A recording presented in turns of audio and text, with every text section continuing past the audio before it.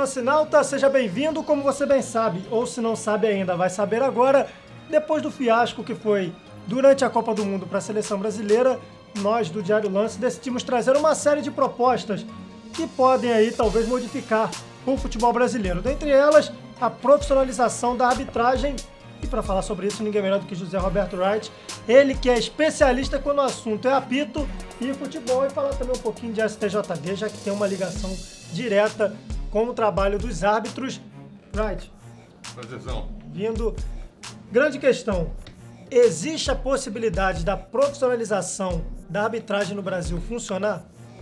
Eu acho o seguinte, eu acho que é difícil, porque nós não temos uma estrutura que suporte.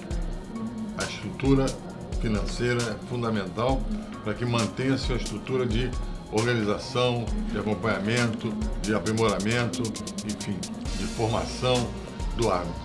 Nós temos dificuldades porque as estruturas de hoje são as federações e a Confederação Brasileira de Futebol. Todos os seus departamentos de árbitros são vinculados a uma e, consequentemente, aqueles que se destacam, a CBF. Eu acho que isso é um modelo falido. Eu acho que deveria haver uma situação em que os árbitros fossem dirigidos por entidade diferenciada, por uma entidade desvinculada dessa estrutura.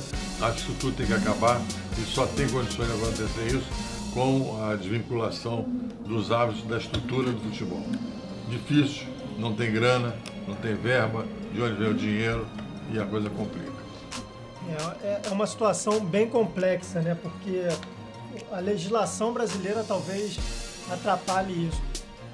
Seria o momento da gente pensar nessa mudança também, porque agora nós estamos trazendo em voga aí a mudança da tributação e do pagamento das dívidas do futebol brasileiro.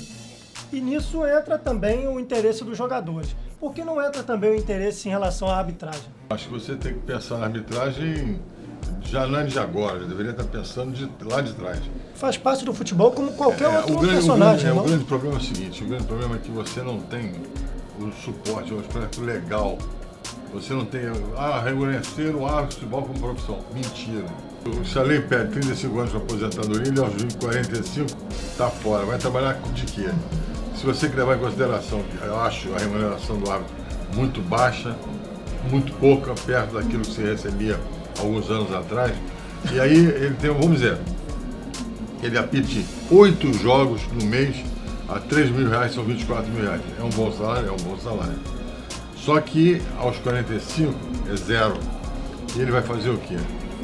O sistema da Argentina é o sistema mais justo, porque o árbitro recebia, a federação ou a associação recolhia sobre o que o árbitro ganhasse um percentual numa conta dele. Ao longo de 20 anos ele teria um valor, esse valor seria retirado e ele teria esse valor para si.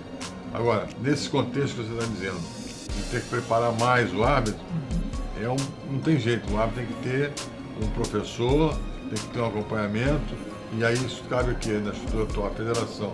A federação não quer por quê? Porque tem um vínculo empregatício. É um ciclo vicioso que não traz benefício para ninguém, perdão, traz benefício para a federação, mas não traz para o árbitro. Então, por conta disso, o uso da tecnologia do futebol resolve, ajuda, atrapalha ou não muda nada? Da maneira como ela está, na minha opinião, não muda nada. Exemplo do jogo França e Honduras, se não me engano foi esse o jogo, em que a bola entrou, não entrou, não mostraram a imagem da bola dentro do gol. Ficou valendo aquilo que o chip informou. Como houve nessa Copa do Mundo um monte de coisas absurdas envolvendo a arbitragem, quem é que vai dizer se aquela bola entrou ou não entrou se a imagem não foi mostrada? A imagem, de repente, por um ângulo por cima, eu tive a noção de que ela não entrou totalmente, mas não mostraram depois. Então, fica muito complicado. A tecnologia é boa para o torcedor em casa, para dirimir dúvidas, para xingar o árbitro, dizer, pô, esse cara marcou impedimento e não foi. Que pênalti louco esse cara deu que não foi, ou foi, enfim. Eu acho que essas coisas todas, elas fazem parte do futebol. E a tecnologia, ela é fundamental para o torcedor em casa brigar, discutir com o vizinho, com o amigo, enfim. Conversa de bar, né? Agora, quando não se resolve dentro de campo, vem um outro personagem. O STJD vai e às vezes interfere diretamente na decisão que o árbitro que é a figura soberana em campo, tomou durante a partida. Como é que você vê a atuação e toda essa estrutura atual do STJD no cenário nacional? É lamentável, porque eu acho o seguinte, a posição do STJD, no caso de se julgar situações, salário de jogador, passe, enfim, tudo bem. Na análise dos erros que o árbitro comete, ou dos acertos, que na opinião deles pode ser um erro, está errado. Não pode, sob hipótese alguma, na decisão que o árbitro tomou, aumentar a punição ou abrandar a punição. O STJD não é o 7º árbitro. Eu apliquei o 3º cartão amarelo no Liminha. E o Tribunal Político, o Tribunal da Federação do Rio de Janeiro, quis modificar, porque o Liminha seria suspenso. Então o tribunal me indiciou, porque eu dei o 3º cartão amarelo no Liminha. É um negócio de maluco. No dia da audiência, eu perguntei para o auditor, que era uma figura muito contestada, desse cara que quer ser o dono da verdade. Eu perguntei o seguinte: se é legal, eu estou sendo julgado pelo 3º cartão. Eu queria saber cadê o árbitro que deu o primeiro e o árbitro que deu o 2º cartão. Aí, naquela época, era cartão técnico disciplinar. Eu digo, estão querendo usar de bode expiatório para o professor Zé Roberto Reis, num negócio que não tem a mínima condição, o jogador receber o cartão amarelo, é o 3º, tem que ser punido e vai ser punido.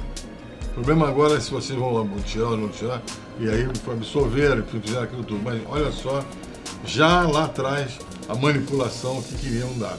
Seria então o caminho parecido com o da arbitragem, o STJD precisa ser um membro desvinculado, arrumar alguém para bancar e ser um membro desvinculado das federações e da CBF? Eu acho que sim, eu acho que é fundamental, porque quem sustenta o tribunal hoje, quem é que banca, é a CBF.